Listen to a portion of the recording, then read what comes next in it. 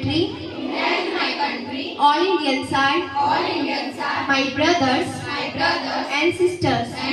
I love my country and I am proud of its rich and varied heritage. I shall always strive to be worthy of it.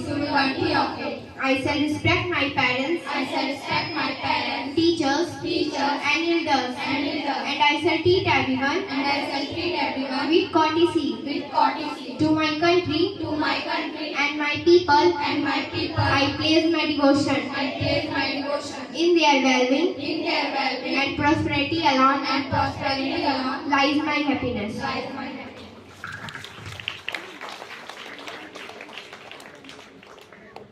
Thank you, sir.